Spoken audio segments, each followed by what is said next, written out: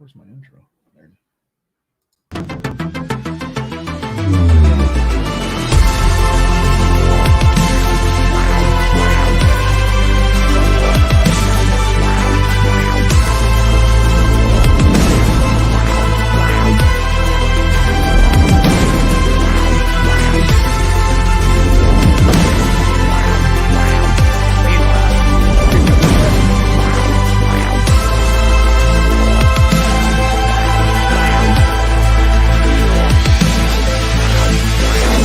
And I'm an alcoholic addict.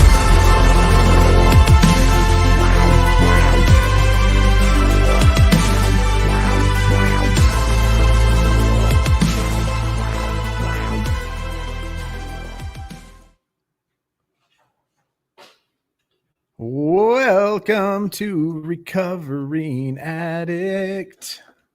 How's everybody today? Oh, I forgot to put myself on the thing. Oh, maybe I didn't. There I am. All right, how's it going, everybody? Welcome to Recovering Addict. I am your host, Addict Alcoholic LT. This is my wife, Felice. She forgot what she was doing. I was in the middle of typing. My name's Felice. I'm the wife of an alcoholic addict. Glad to be here. Glad to be the co-host. What a good day. If you are catching this as a replay, what you can expect is news about recovery. What you can expect is recovery topics and education, support, and tools that we're going to learn to stay sober. I, 2 times in my life, have hit rock bottom. I ended up in a jail because of a meth addiction and a felony. And I also ended up in a hospital, detoxing, and an IOP due to alcohol. That's a jail and an institution. The next thing would happen to me if I go out is death. So we highly rely on the AA principles, the NA principles, and the big book and the 12-step program here. And the goal is abstinence eventually in our lifetime. But whatever it takes to get us there is okay by me.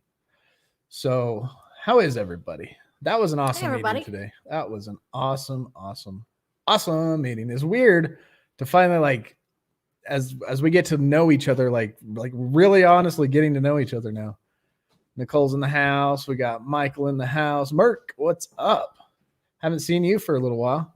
Corey, what's up, brother? Got a Ghostbuster in the house. Oh, good Ghostbusters. Or should I say Alcohol Busters? Alcohol Busters. Also, now he's an alcohol buster. I love it. Marilyn, how's it going? Good evening. Raina, good evening. Danielle, good evening. Hi, Raina. Hi, Nicole. Have you been here before?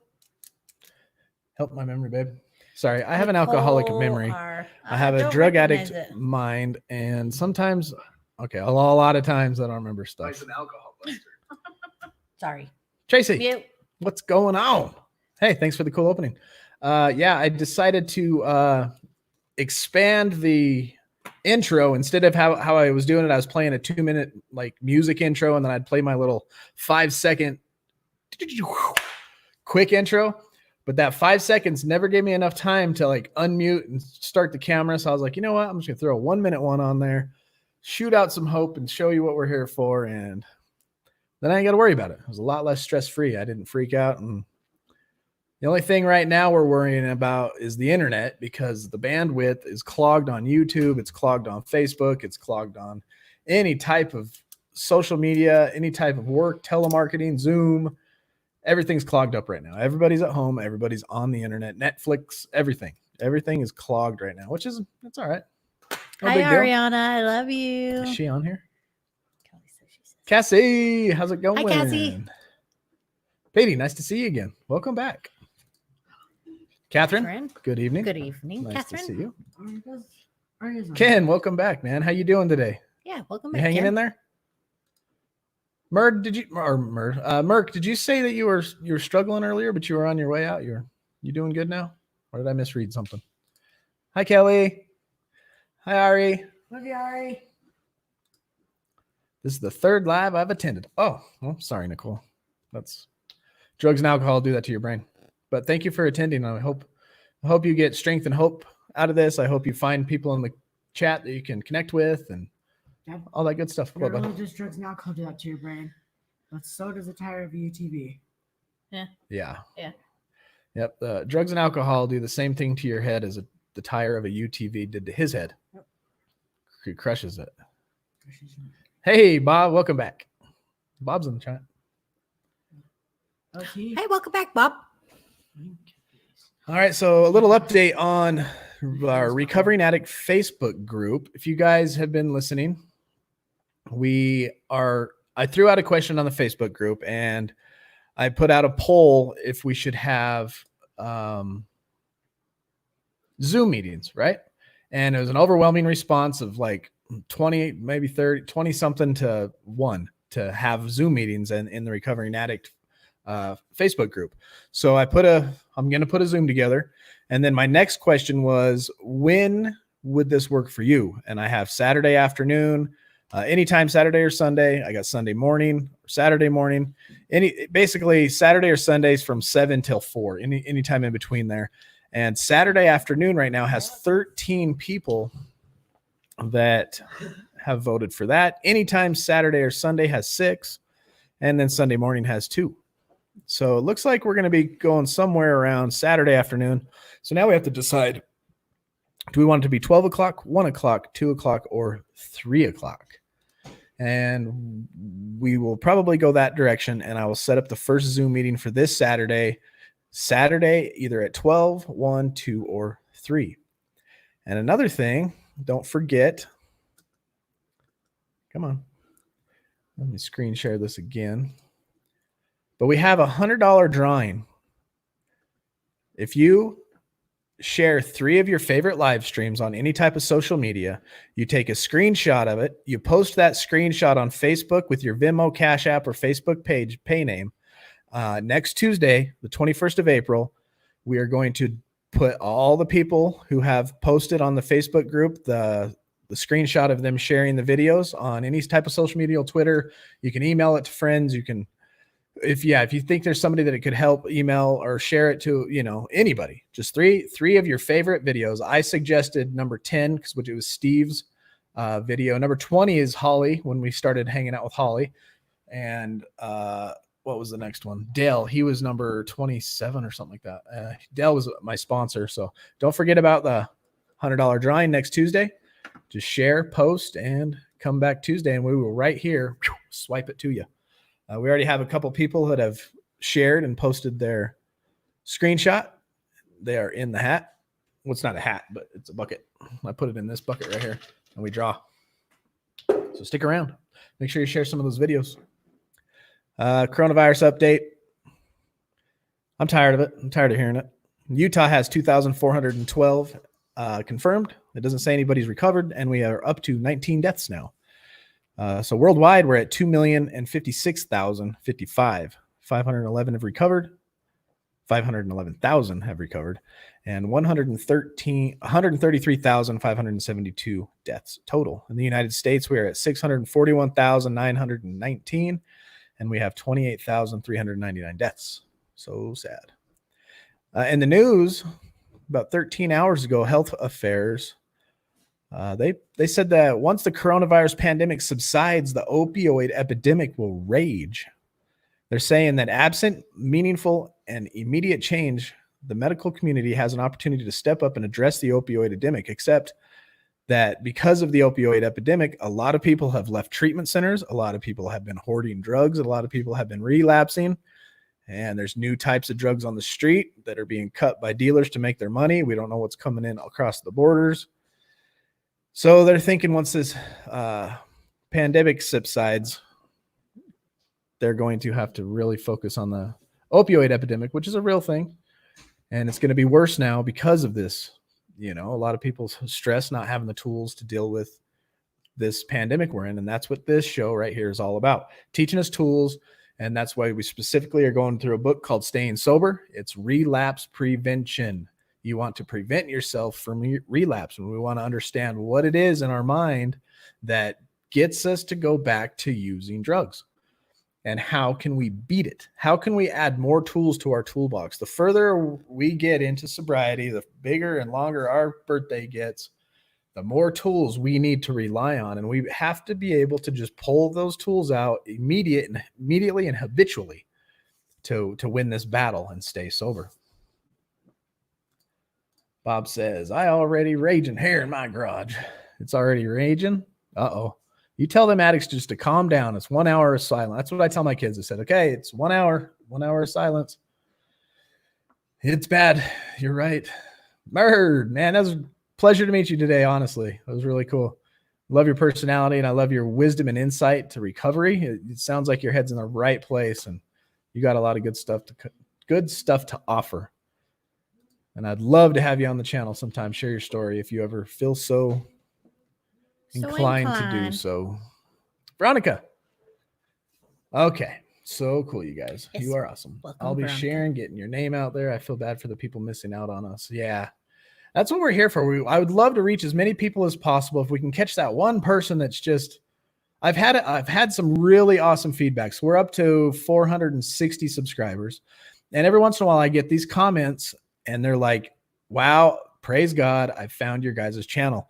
I was struggling. There's no meetings. I don't know what to do. And I came across this, not sure how I got here, but that was awesome. And they've continued to watch because it shows, let me see. Right now it says we have 23 people watching on YouTube. We have 9 people watching on Facebook, but in the comments, what are there, about 8 of you that comment, maybe 10. So there's digital bushes and people hide behind them. And those people just want to listen, and anonymity is still a thing for people, not me. I could give a crap less, but, and they just want to listen and learn recovery. So the more positive comments we can, more, what do you call it? Constructive criticism kind of comments that they may be relating to could help somebody. So the people that are not afraid to come out and comment and say good things, good on you, because they see the support. They love the chat, and we love them hanging out because we know that we give them a tool that they could teach to somebody else. You know what I mean? You know what I mean, Vern? Hey, Murd. Where am I at? You're right there somewhere. Shauna. Hey, welcome, Clean and Shauna. sober. Atta girl. Awesome. Way to stick with it. Hey, I didn't understand your screenshots on Facebook today. I don't know if you got my message or not. What's up, Polly? Hi, Polly. Welcome to the show. My son's grandmother has tested positive for coronavirus, so add her to your Ooh, prayers. Yes, on the prayer list. Will do. Sober James said he has a good friend of his that's got the virus too, man. Just kind of slowly keeps getting closer. That hits me in the heart to hear that. Thank God all of us are out here fighting the fight and welcoming newcomers. Yes, dude. We're doing all we can. I know you are, Merc. You're everywhere. I jumped in on your that video feed you were sharing earlier, that party. I was busy and had to jump off, but that was a good one. Enjoy those types of messages for sure. The princess was threatening to OD on heroin this morning, fighting with the boyfriend. I went to work and didn't step in. Is she still alive? I hope so. That's a good question. Or was she Boundaries, just I suppose. just throwing fits? That's those boundaries. Cassie asked what happens in Zoom. Oh, yeah. And you know what? Cassie's from Vegas, so she understands that full well. What happens in Zoom stays in Zoom. You know what we're going to start saying in my Zoom meetings? Whom you see here, or what you see here, what is it? When you hear. Well, now you made me forget it. Every night we close our meetings in our group therapy. Whom you see here, what you hear here, what you see here, when you leave here, let it stay here. Something like that. And then we say, God grant us the serenity. So in our Zoom meetings, we're going to end it the same way. Whom you see here, what you hear here, when you leave here, let it stay here. Yeah, that's it. Now I can't stop reading your name as Mr. Red, but I couldn't. I was thinking about that all day today because I remember when Murd first came to the channel, we had a discussion about it. I was like, it's Mr. Red. And somebody was like, well, James, or I think James even said, well, I call him Murd. And Fleece is like, it's Red Rum Guy, Mr. Red. And I was like, and then I was like, screw it, I'm calling him Murd. And then I got to thinking about it today. I was like, I'm going to call him Mr. Red tonight. And I'm like, it just doesn't feel right. It's wrong. Murd. It's like calling one of you Mark. Well, that's your real name, Murd. That's Mark. Yeah, it's not right. Merc and Merc. Mark and Mark. Mark and Mark. So yeah, I'm right there with you, Aaron. Thank you, LT. Likewise, I really enjoyed immensely, and I'll be there more gladly. Great. Appreciate it. Yeah, awesome, dude. Can't wait. So Saturday, Saturdays, I'm going to have mine. His is on Wednesdays at 4 Eastern. Mine's going to be Saturdays, either 12, 1, 2, or 3. I'll put another poll on Facebook, and we'll just see where it goes by Friday night. And then I will have Zoom set up and on the private Facebook page. So if you're not a member of the private Facebook page, you need to be is it up there? I'll do it again. You need to be a member of the private Facebook page, because that's where I'm going to post the Zoom meeting. Anybody in that private Facebook page is welcome. I think we can have about 100 people in there. And I'll make sure that I'm doing it from my computer so I can control the audio so that people, when they're talking, we can hear. I'll try to make it really structured. I'll bring topics to the table, or we can volunteer each other at the end of the meeting we can do like chairing. I'm not going to say it's AA or NA, but it's going to be based on that type of stuff, because that's what we know. That's what we feel. That's the tools we use. Because chairing is caring. Sharing is caring. Christina Williams, over it. Oh my gosh. Christine. California, over it. Yeah. Yeah. I think it's almost done. What did you say? There was like parking lot protests now. There was parking lots and protests in I think it was Detroit, Michigan. They're out in front of the Capitol, everybody honking their horns, and I don't think the states the states are going to take too much of that. We're not going to sit still too much longer, you know. Yeah. It's like we're getting restless, and people want to get back to work, and I don't know. It's just not as bad as I thought it. But maybe it was a good thing. Maybe it was a good thing we did that. We come home, we stay home. Maybe we overreacted and not as many people died, which is a good thing. Imagine if we underreacted and a bunch of people died, you know, then we could have looked back and said, well, we should have done this. So we'll get through it. We're almost there. Not much longer. I don't think. In my prediction, I think 2 weeks, things are going to start to mellow out. And now we got to, you know, there's repercussion from everything. The drug addicts is what I've been having my mind on, but obviously the economy and money, and I got to jumpstart that horse and get it going again. So whatever.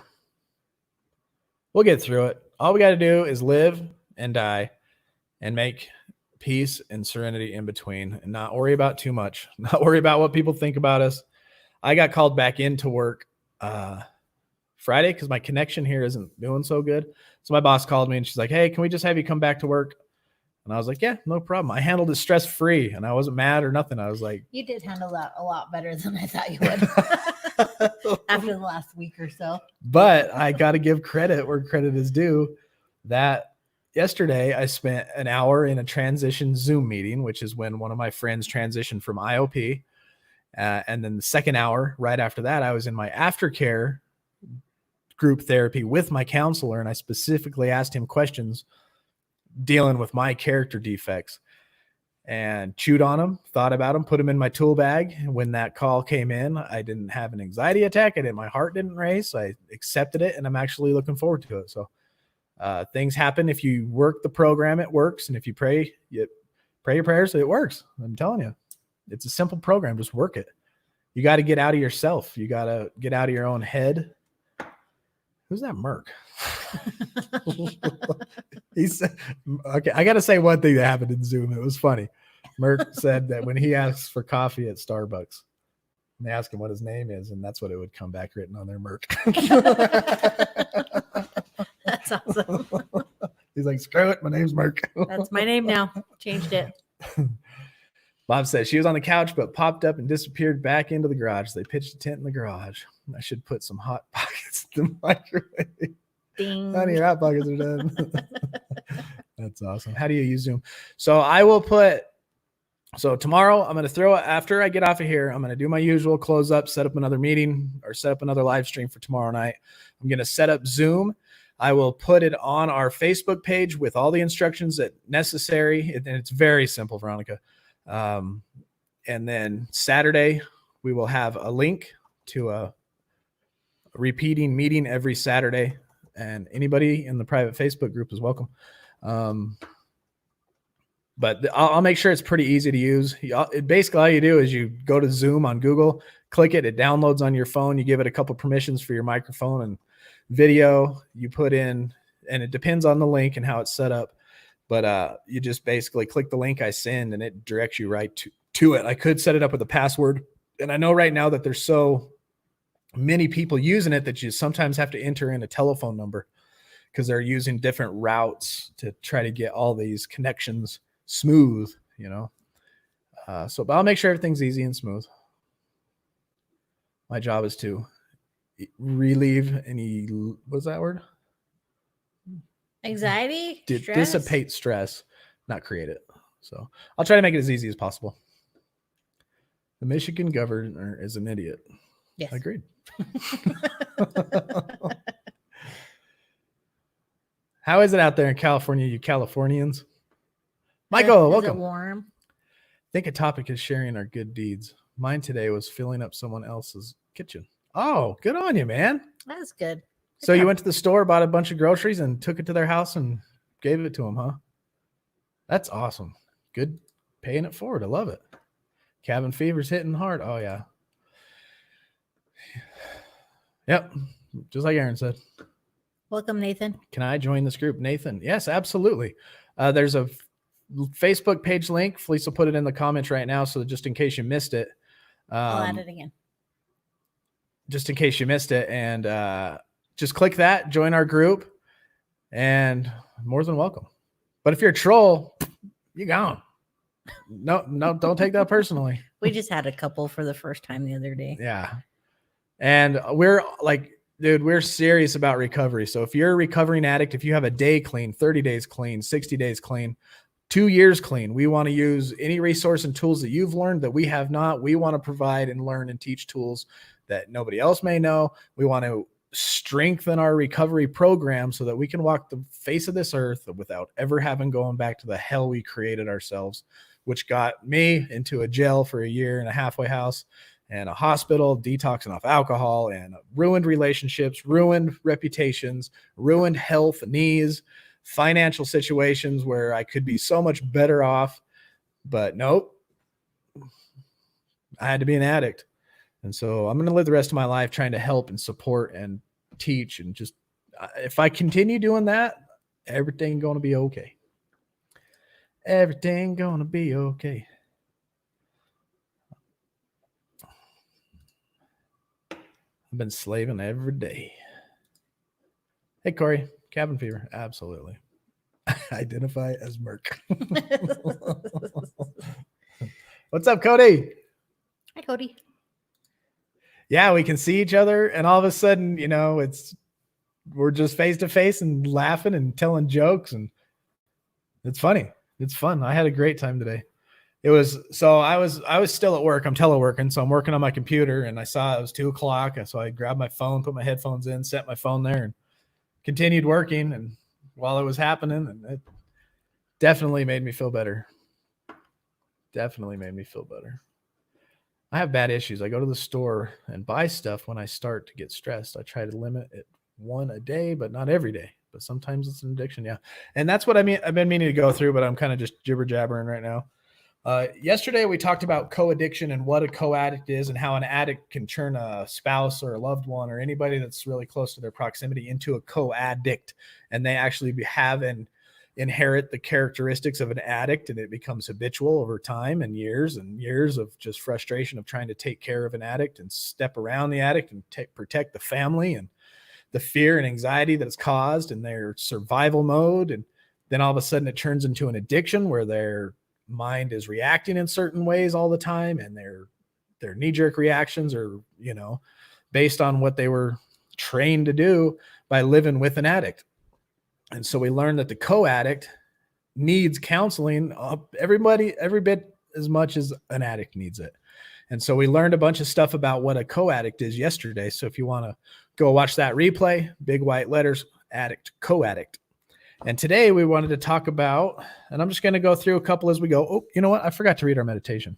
How can we have a good show without reading the real deal? If he breaks that window.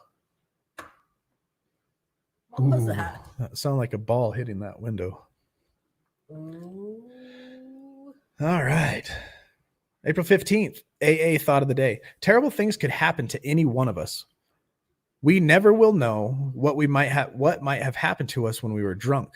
We usually thought that couldn't happen to me, but any one of us could have killed somebody or have been killed ourselves.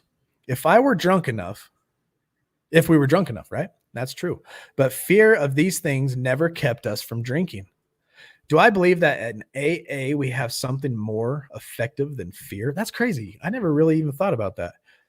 It almost reminds me of when we go to sleep and how much we trust what we're around. Because when we go to sleep, we're out. Anybody could walk in and just get us at the moment, no locked doors or not. But when we let ourselves completely go drunk and we're wild, if you're wild like I was, man, we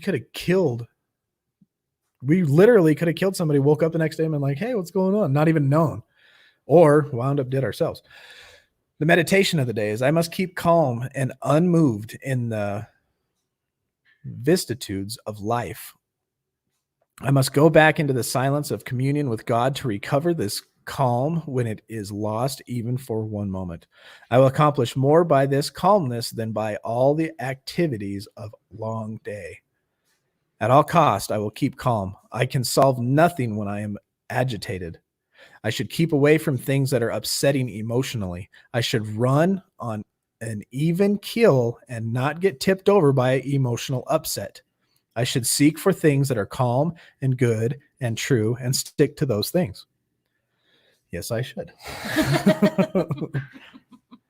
I pray that I may not argue nor contend, but merely state calmly what I believe to be true. I pray that I may keep myself in the state of calmness that comes from faith in God, purpose for the world. And that's the prayer of the day. Amen. Amen. I'm digging it. Where are we at in here? What did PD say? I hate that when the comment just all of a sudden jumps. Yeah, they're talking about the fuzz bucket, What's the fuzz bucket? the troll from yesterday, day before. Oh, that guy. My goodness. Brian. Welcome, Brian. Where's Brian? Right there, Brian. Good evening, everyone. Oh. Hey, Brian. Welcome back. Glad you're here. Corey Merck.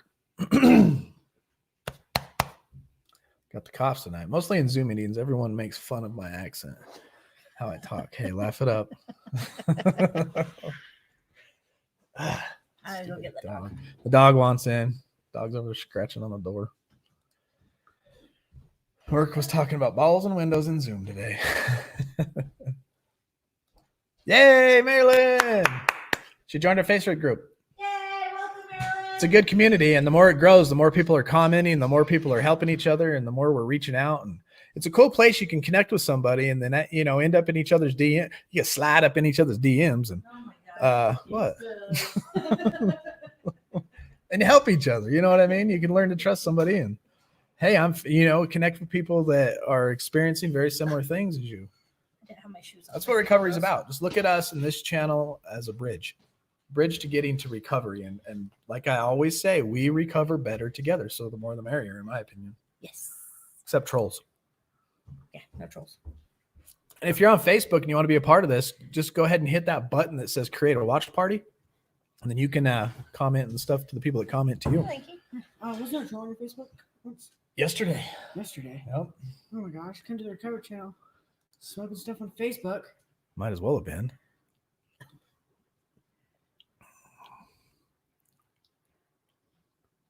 That's creepy. If you are just getting here, let me share this one more time. Y'all can enter a drawing.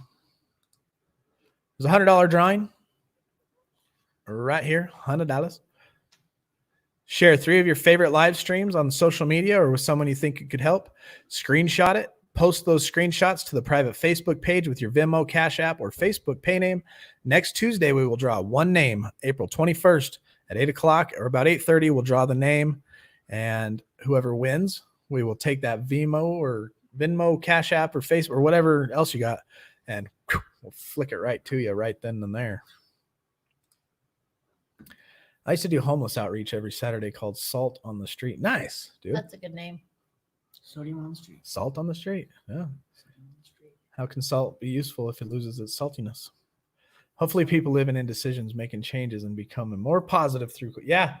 I'm taking the bull by the horns with this COVID thing, and I'm trying to remain positive and teach positivity with it. Only because it helps, not only, but because it helps us too. So, The COVID actually brought us closer together as a family.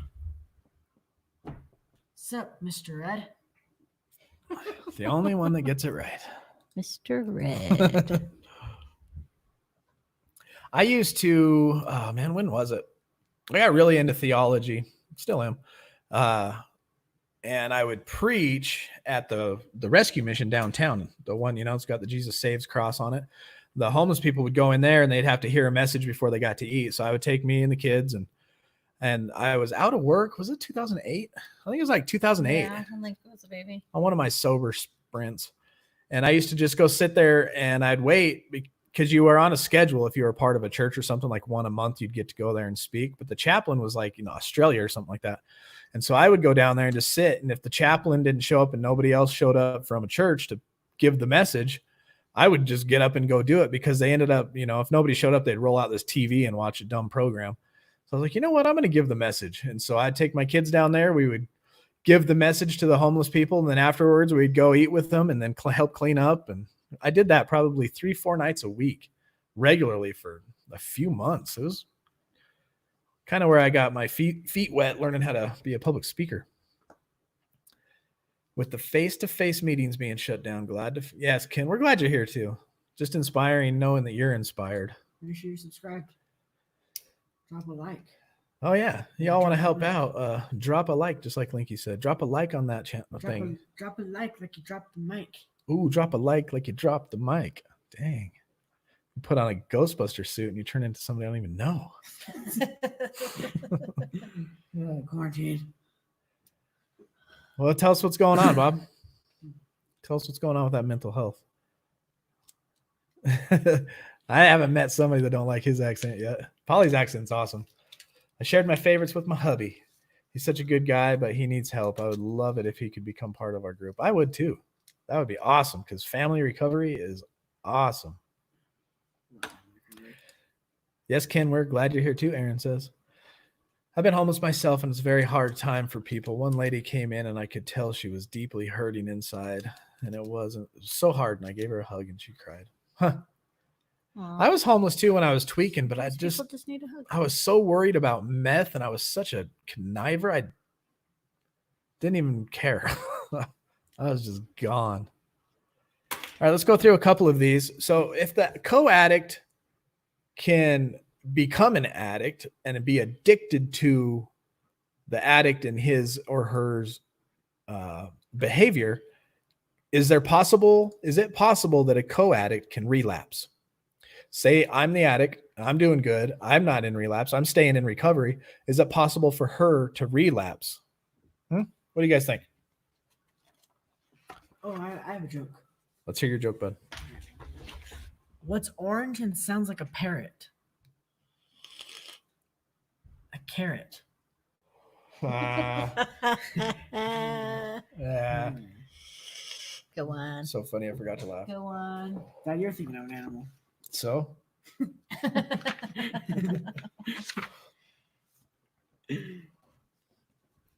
So from the observation of counselors who have worked with recovering family members, relapse warning signs for the co-addict and spouses have emerged. The following list has been compiled from those observations. So this book was written over the course of a bunch of years from back in the 70s, where this doctor, Terence Gorski, was given the high potential relapse patients in his rehabilitation center. And so he then, from then on, studied relapse and what causes people to go back to using drugs. And, so he got all this knowledge. And so what that little paragraph just told us is that while he was studying the addict, he figured out there was co-addiction. And then on top of that, what emerged was relapse warning signs for the co-addict. And in this, they use the spouse as an example, but this goes beyond a spouse, in my opinion. I believe it can go to, say, the way you relate to your parents, if they're addicts, or the way your parents relate to you, maybe a sister and a brother, or brother and a sister, or you know what I mean? So co-addiction can happen wherever the addict is in such a close proximity to somebody that the person is trying so hard to take care of them, and over years and years and years can make the person who wasn't an addict a co-addict with symptoms that need to be monitored and recovered. And that's what us three are here doing. So the first one is a warning sign, and there's actually 37 of them. Imagine that. Just like the addict. If you remember on the private Facebook page, it put 37 warning signs, and that was for warning signs that we may relapse. And the co-addict also has the same type of warning signs. And the first one they list is situational loss of daily structure. The family member's daily routine is interrupted by a temporary situation, such as illness, the children's schedule, holidays, vacations, etc. After the event or illness, the spouse does not return to all the activities of his or her recovery program. That says that says they get derailed. And I don't mean derailed in a bad way. Well, it is bad if you relapse, but so, some illness or vacations happen. You take a week off of normal scheduled routine of daily life, and you come back home, and the co-addict doesn't go back to the recovery program that they're supposed to be continuing in, because you have to continue in recovery, and you stop working the program, you stop recovering. And once you stop going up that down escalator, you're on your way back down. The second one is lack of personal care. This one's a really good one, and you probably know people that relate to this. The spouse becomes careless about personal appearance and may stop doing and enjoying small things that are just for their own and personal enjoyment. So sometimes we got to do stuff that's just for us and we personally enjoy, and the co-addict is the same way. They need to enjoy themselves for themselves, to heal themselves and be healthy for themselves, right? The person returns to taking care of others first and second and third.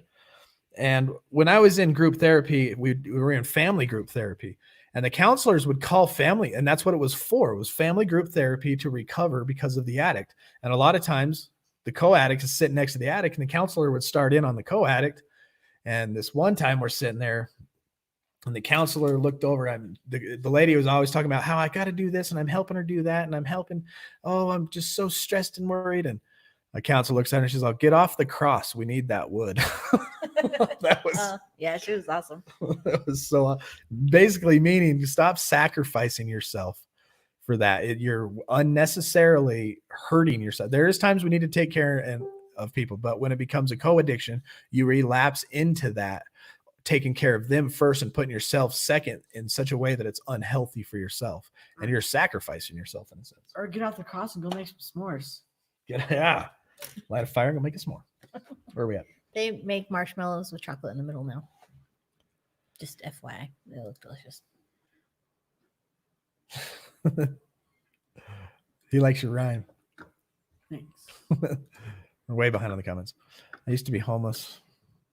Well, it seems like all us addicts at least get there at once, huh? I felt like I was going to cry after that. I was working at the breakfast cook, and I made sure she got fed really well. Awesome. One time in my addiction, this is probably something I shouldn't have done, but I walked into the store and there was a homeless dude sitting on the bench. I went and knocked on the window, and I had I think a 22-ounce beer or something. I'm like, "You want this?" He's like, "Yep." I bought it and gave it to him and walked off. Fed his addiction. Pretty bad. I've been homeless with a 6-month baby. Whoa. That'd be hard. I couldn't even imagine. Used to sleep under bridges. Drank 20-11 with natives. Wow. My husband's been wanting to drink, but thankfully because of recovering, he won't drink, but that might be a release. Relapse. Yeah. Oh, let me read that again. Sorry. My husband been wanting to drink, but thankfully because of recovering, he won't drink, but that might be a relapse. Wanting to drink. Okay. So the wanting might be the relapse. Not necessarily. We're human beings. We're going to desire what we used to do. We're going to crave physically, if depending on, you're going to get triggers. I usually get, sometimes I get triggered when they pour whiskey into a glass of ice when I'm watching a movie. That does not mean you're in relapse. That's just a trigger. How you handle it and where your mind goes from there is what could be the relapse. So just because he wants to drink, is he wanting to drink and this is all he's pondering and he's thinking about, and he's like, "Man, I just need to drink. Oh my goodness." And that's consuming his thoughts, and he's starting to have, attitude change because of it. That could be relapse. Yeah. But just because you want, because I still have in the back of my mind, one day I'll be able to drink and I want to, and there's this little thing that I want to drink one day. I mean, and it's how I handle that little addict voice in the back of my head of whether I'm going to relapse or not. And that addict voice, you got to keep it quiet, because the louder it gets, the more the blinders of denial start coming over your eyes. And then definitely relapse is right around the corner. Yeah, Alicia's a survivor for sure. Lived on the streets of LA, Portland, Seattle, panhandling and bumming, eating out of dumpsters, the works. Wow. It's crazy. That's crazy. I agree with Aaron on that. Good karma. And you know what? It's 8:40. It is time for our motivational comment from Cassie. Here you go. Hey guys, back again today with the motivational quote here on Recovering Addict. The truth is like the sun. You can shut it out for some time, but it ain't going nowhere. Elvis Presley. And as always, please continue to keep spreading that love.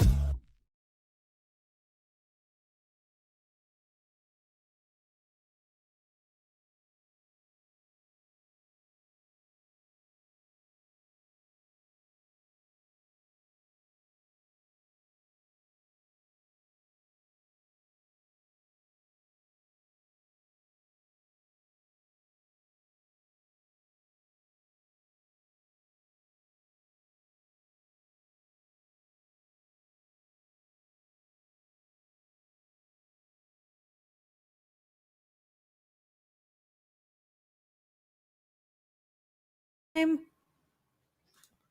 And we're back. boom. My goodness. Well, I know what caused that.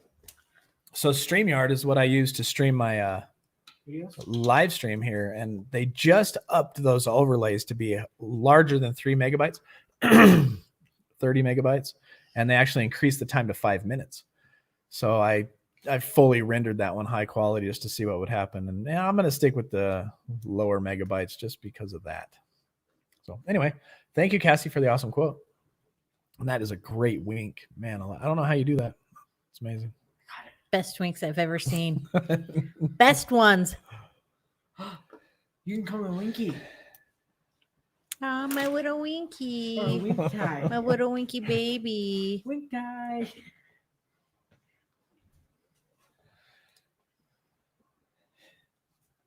Another brilliant one. All right, where were we? We just looked at the lack of personal care. They start taking care of others more than they take care of themselves, which taking care of others isn't bad. It's when it becomes unhealthy because you stop taking care of yourself. So there's an inability to effectively set and maintain limits. The spouse begins to experience behavioral problems with the children. Limits that are being set tend to be too lenient or too rigid and result in more disciplinary problems. So there's stress in the house. They either not caring what the kids are doing, the kids are walking all over them, or it's too much, too strict, and the kids are miserable, and there's fights. You know, you got to have. Oh, you're welcome, bud. Thanks, you, man. Loss of constructive planning. Thank you. The spouse begins to feel confused and overwhelmed by personal responsibilities. Instead of deciding what is most important and doing that, he or she begins to react by doing the first thing that it presents itself, while more important jobs go undone. And when you get into that little cycle of constructive planning, you only halfway do anything. And then by the time you get back around, everything's halfway done, and it creates a huge, bigger mess, and you're just in a bigger stress. And then everything just it's a snowball effect. You know what I'm saying? Sounds like Al-Anon. Yeah, that's kind of what we's doing here. Thank you, Cassie. Thank you, everybody. Miss Hadley's in the building? Mm-hmm. Sweet. So indecision. The family member becomes more and more unable to make decisions related to daily life. And then compulsive behavior. The spouse experiences episodes during which he or she feels driven to do more. Whatever has already been done does not seem to be enough. Compulsive behavior, man. You gotta watch out for that one. Fatigue or lack of rest. He or she becomes unable to sleep the number of hours necessary to feel rested, and when sleep does occur, it's fitful. A return to unreasonable resentment. This one is a huge, because resentment, even with the addict, is one of the number one leading causes to full-blown relapse is resentment. So listen to this one. The spouse finds himself or herself mentally reviewing people or events that have hurt, angered, or been generally upsetting. As these are reviewed, the spouse relives the old emotions and feels resentment about them. So that could be resentment towards the addict. Oh my gosh, kind of like what you mentioned yesterday. We weren't fighting or nothing. She just said something kind of stuck out to me, that we get to forget a lot of the fights that we went through. If you as a drunk, I don't. She can remind me of them. I might get little flashbacks of it maybe, but I don't remember it like she remembers it. And it's possible if she's not working her program when forgiveness of me and that she could start reliving those fights in her mind, and it literally becomes an emotion. The serotonin drops, the adrenaline hits, and she starts living in this resentment, and that's a relapse into co-addiction. And I may walk in the room and say something, and she'll snap just like she used to, thinking it's in an addiction type of situation in her old habits and her old ways, and that's relapse causing. And I'm like, huh, Yeah. But that's a huge possibility. That's a huge one. Those are easy to, those pop into your brain very easily and you can chew on them very easily if Very you convincing. let yourself do I that. know something about forgiveness. You have to recognize it when they hit and just shoo them away, because it's over. It's done with. I know Nothing something, to sit there and chew on. I know something about forgiveness. Forgive others because God forgave you first. Exactly. Amen. We love because we were first loved. I think that's a big part of having compassion towards an addict as being a non-addict, is realizing that we all do things where nobody's perfect. We all have our flaws, and we have to just love each other unconditionally. What do you mean, Bobby, resemble these remarks? Chris White or the pastor at the Mission LT. He is awesome. Oh, I didn't know. Oh, yeah. Okay. Awesome. Yeah, he is awesome. Return to the tendency to control people, situations, and things. So the addict becomes a person out of control, trying to control, and not accepting the fact that they are powerless to control others. So it says, as the co-addict person feels less control over life, he or she begins openly to try to control and manipulate other people or situations. The addicted person may be the prime target, but does not necessarily have to be. That can extend to a lot of things. Controlling, what type of people do you want to control? Your mom and dad and how the way they act and think, or you know what I mean? Your kids, trying to control your children. Defensiveness. Oh, okay. Defensiveness. The codependent person may not totally approve of some of his or her actions, but when challenged will openly justify the actions in a sharp or angry way. Yeah, when you're overly defensive. Self-pity. It does really suck when a person brings up things that we did in the past. Yeah. For both of us, for both people in that situation at that time, it sucks. Period. Antonio, what's up, brother? What's going on, Chad? Nice to see you, brother.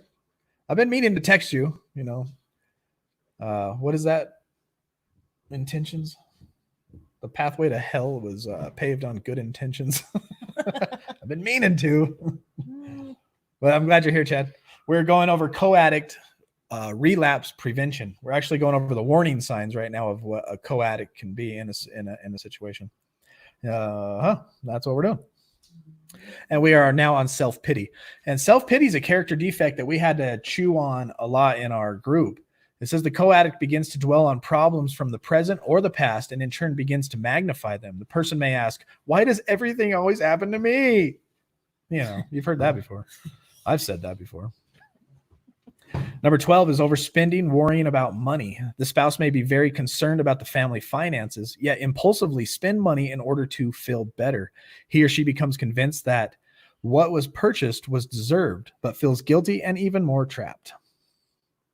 Eating disorders. The family member loses his or her appetite to the point that even favorite foods are not appealing, or the spouse may begin to overeat regardless of appetite in order to feel better. The overeating satisfies for only a very short time or not at all.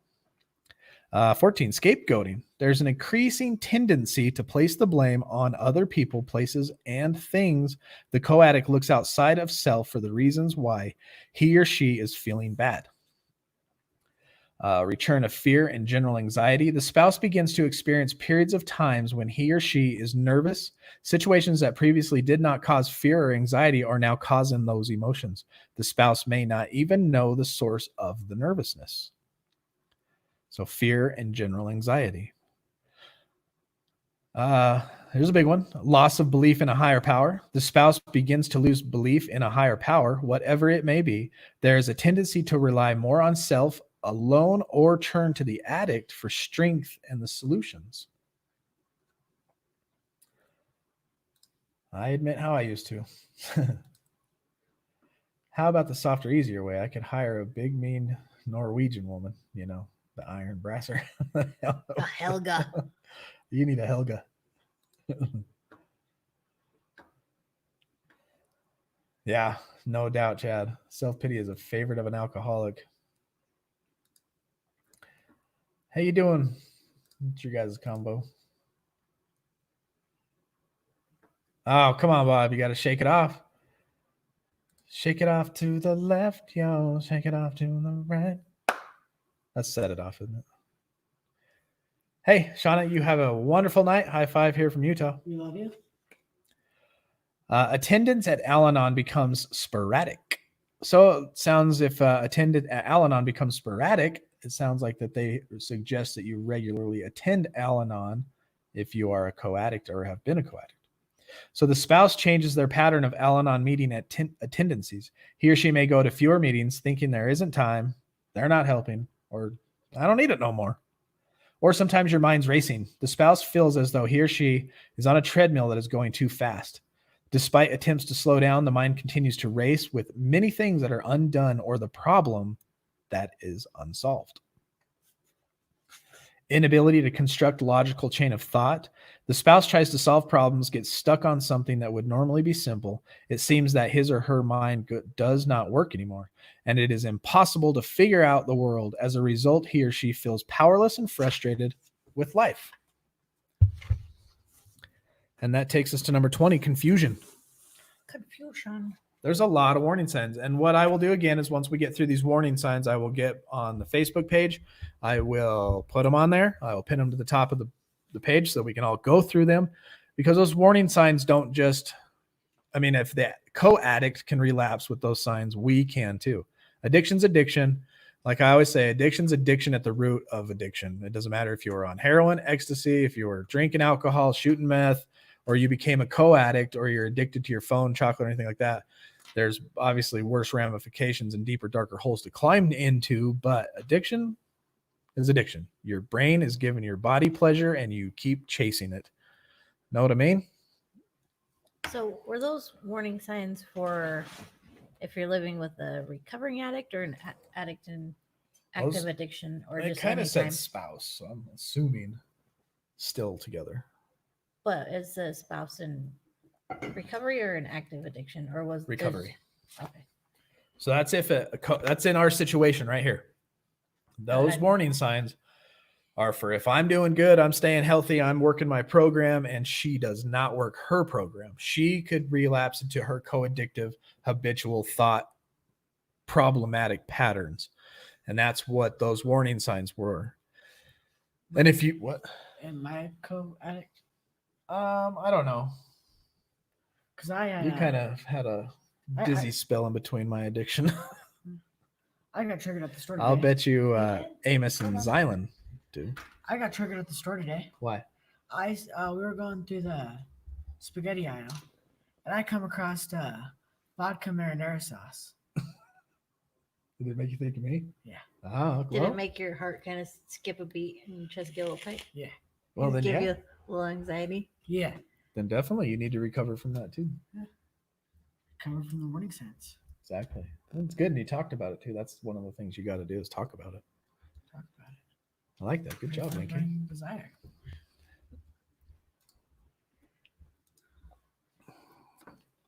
Hey, good night, Tracy. Did you see that we're having another drawing? I'll show you guys. Oh, I don't want to pull it up because every time I click on a screen, the thing goes crazy. I'll do it. I don't care. I don't care. I'll do it. Yeah, she's on there. Oh. So if you're on the private Facebook group, don't forget to look at this thing right I'll here. post it again. If you, it's $100 this time. We did 50 last time, and Reno was the big winner. But share 3 of your favorite live streams on social media. Basically, share, get our channel out there. Screenshot the proof, post that proof on Facebook with your Venmo, Cash App, or Facebook Pay name, and we're going to draw a name on Tuesday. And right here on live stream YouTube and Facebook, we are going to send you $100 to one of those Cash Apps. I'm still going. I'm pissed, super pissed. You're still going, bro? What do you mean? Like your relapse isn't done yet, bro? Antonio? At Murd. I know. I don't know. I have to go back. I don't get it. Maybe I'm behind. Don't beat yourself up. It happens. Okay. AB conversation. I'll see my way up on out of here. That's what happens when I get behind in the comments. Francesca Hopkins. Hey, how you doing? Do you have a live NA meetings in South Carolina? So let me tell you about that real quick. I'm starting a Zoom meeting. It's going to be Saturday after 12, and it's looking, it'll be probably around 2 or 3 o'clock every Saturday. And 2 or 3 o'clock, when I say that, would be 12 or 1 o'clock if you're in South Carolina. So you're Eastern.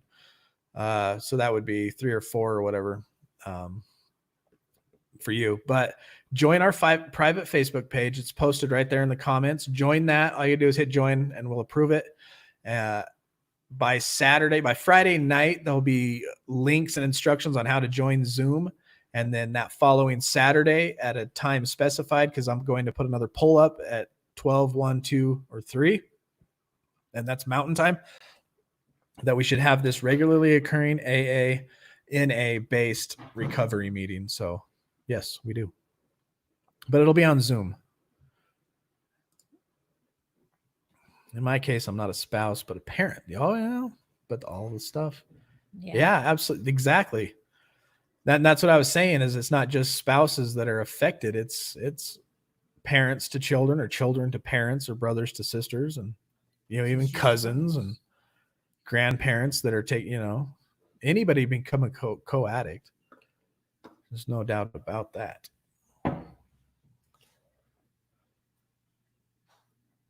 I think I'm going to go with just for today. Yeah. It's really easy to want to control something that's so out of control. Because you're right. It starts with that pain like you was talking about yesterday. You just want it to stop. But you got to let them experience it for themselves. Yeah. You got to let them touch the hot stove, Mm-hmm. or get shocked or something. Let's do a little test here. When I count to 3, I want to see the lag. So when I count to 3, hit that like button. Ready? 1, 2, 3. I want to watch and see. 1, 2, 3, 4, 5, 6, 7, 8, 9, 10. I'm going to keep counting until I see it go up. Oh, 10 seconds. What was James's lag time? 12? I think he was at 12. I think that's the fastest he got it up to by dropping to 1080p. Awesome. So we're about the same.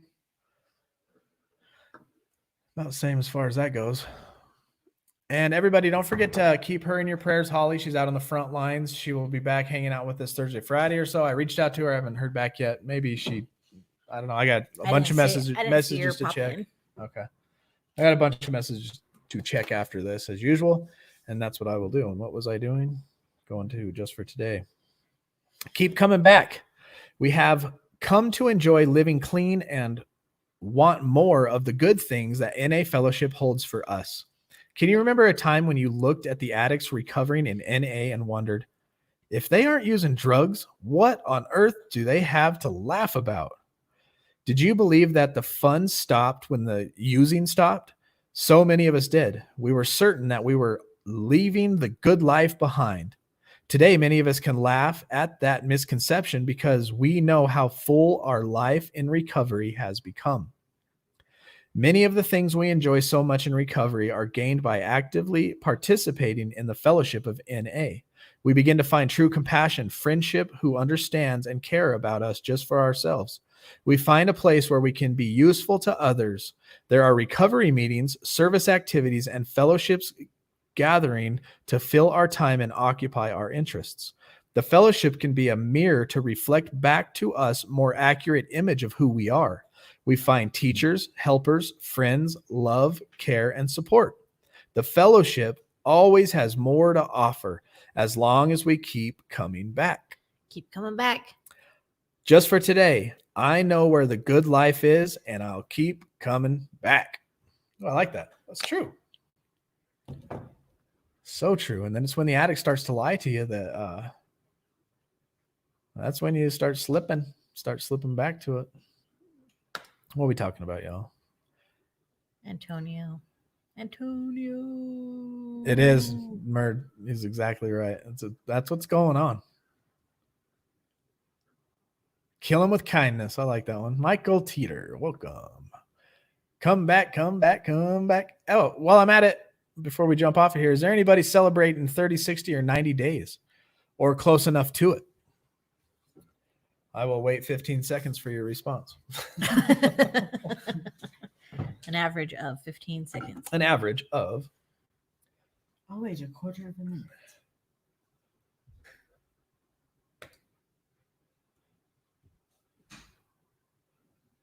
I'll link the 8 p.m. Wednesday, but you got there and made it through Friday morning. It is set up for Central Time. Okay. Right on, Bob. Bob, Bob, Right Bob, Bob, on. Bob, Baran. Ooh. Baba ran, he Yeah, ate my ham. Yes. Add. So before I got in my accident, I used to be a really shy kid. But then the accident happened and it made me outgoing and more loving. So I believe the accident was a good thing. And I recovered like a lot of you guys are. Link knows about recovery. That's true. Is there anybody that doesn't know about Linky's story?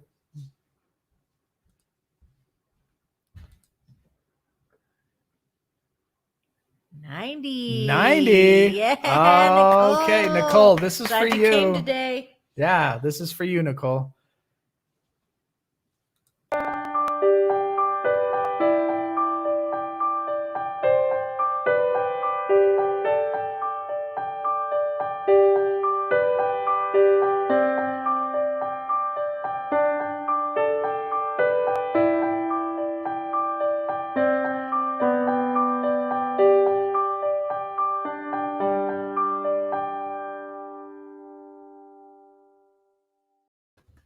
Yes. Yeah.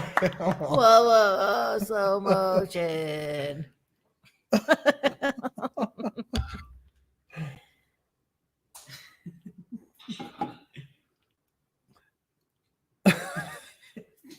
I'm never playing a video again. Don't know what to do because it's so slow. That's annoying. Frozen. Go ahead. Can I donate? Oh my goodness, how ridiculous is this? It's frozen. Whoop, whoop. No. Millie. Millie.